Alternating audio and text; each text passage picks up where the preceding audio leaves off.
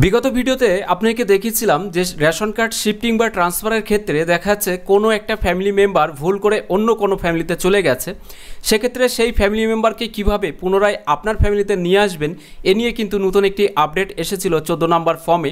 সেক্ষেত্রে এই স্টেপে যাওয়ার পরে দেখতে পারবেন রিজন কিন্তু দেখাতে হতো কি কারণের জন্য আপনি এই রেশন কার্ডটিকে ট্রান্সফার করতে চাইছেন।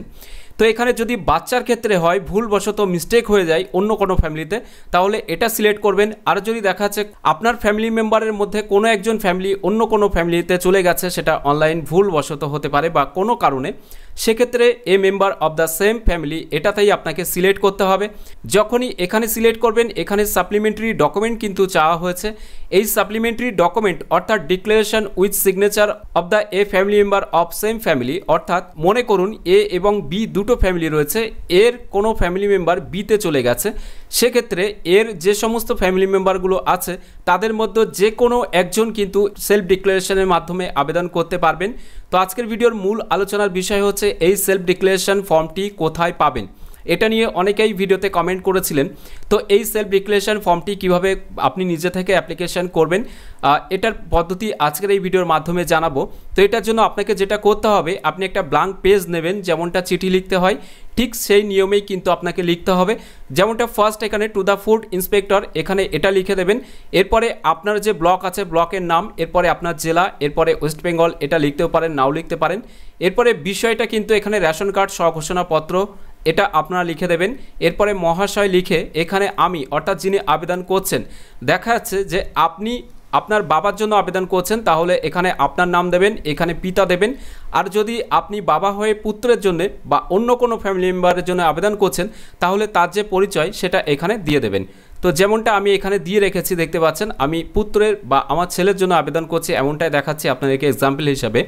তার জন্য এখানে আমি আমার যে নাম সেটা দেব, এখানে পুত্রের যে নাম সেটা দেব, এবং এখানে মনে রাখবেন যে অ্যাপ্লিকেন্ট করছেন তার নামটি প্রথম, যার রেশন কার্ডটি পুনরায় ফেরত আনতে চান তার নামটি এখানে দিতে হবে। তো যেটা সম্পর্ক হবে সেটা এখানে দেবেন। এরপরে এখানে আপনার মতো করে লিখবেন, অর্থাৎ আপনার এখানে গ্রাম পঞ্চায়েত হতে পারে, পৌরসভা হতে পারে। আমার যেহেতু আমি এক্সাম্পল হিসেবে দেখাচ্ছি বারাসাত পৌরসভা, কত নম্বর ওয়ার্ডের বাসিন্দা সেটা, এবং এখানে আপনার যদি পঞ্চায়েত এলাকা হয়ে থাকে তাহলে গ্রাম পঞ্চায়েতের আন্ডারে কোন গ্রামের স্থায়ী বাসিন্দা সেটা আপনারা এভাবে লিখবেন।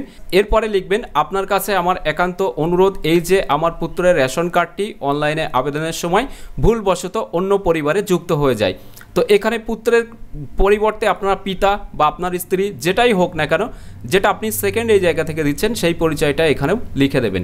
এরপরে এখানে কিন্তু আপনার পুত্রের যে রেশন কার্ড নাম্বার সেটা আপনাকে এখানে দিতে হবে, বা যার রেশন কার্ড নাম্বার আপনি ট্রান্সফার করে ফের আপনার ফ্যামিলিতে আনতে চাইছেন তার রেশন কার্ড নাম্বার এখানে দেবেন, এবং যিনি আবেদন করছেন তার যে রেশন কার্ড নাম্বার সেটা এখানে দিয়ে দেবেন। এরপরে নিচে লিখবেন অতএব আপনার কাছে বিনীত নিবেদন এই যে যাহাতে আমার পুত্রের রেশন কার্ডটি এই আবেদনের মাধ্যমে ফের আমার পরিবারে যুক্ত হয় সেই ব্যবস্থা করলে ভীষণভাবে উপকৃত হব।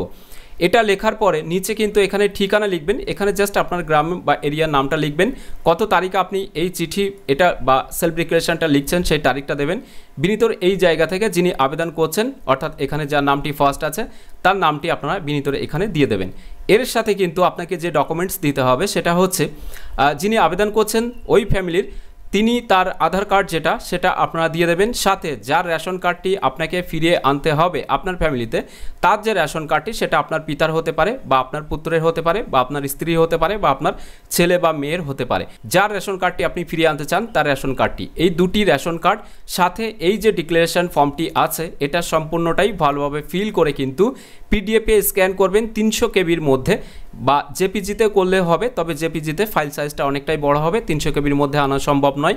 তাই পিডিএফে আপনারা স্ক্যান করবেন, স্ক্যান করে 3টি ফাইল একসাথে মার্জ করে কিন্তু আপনাকে আপলোড করতে হবে এই জায়গাতে, অর্থাৎ চুজ ফাইলের এখানে ক্লিক করে আপনারা আপলোড করে নেক্সট অপশানে ক্লিক করলে সেন্ড ওটিপি অপশান আসবে, সেখানে ওটিপি দিয়ে সাবমিট করে দিলে আপনার ফর্মটি কিন্তু সাকসেসফুলিভাবে সাবমিট হয়ে যাবে। তো আজকের ভিডিওর মাধ্যমে মূল দেখানোর বিষয় এটাই ছিল, এই সাপ্লিমেন্টারি ডকুমেন্ট হিসাবে আপনারা কীভাবে সেলফ ডিক্লারেশন ফর্মটা নিজেরাই তৈরি করবেন এবং কিভাবে সাইন করবেন বা কী কী নথিপত্র এর সাথে আপনাকে অ্যাটাচ করতে হবে এই তথ্যটি। তো আশা করি আপনারা বুঝতে পারলেন। যদি ভিডিওটি ভালো লাগে তাহলে অবশ্যই একটি লাইক করে দেবেন এবং বেশি বেশি করে শেয়ার করবেন সকলের সাথে, যাতে সবাই এই বিষয়টি জানতে পারে। এছাড়াও এখনকার এই ভিডিওটি প্রথম থেকে শেষ পর্যন্ত দেখার জন্য আপনাদের সকলকে জানাই অসংখ্য অসংখ্য ধন্যবাদ।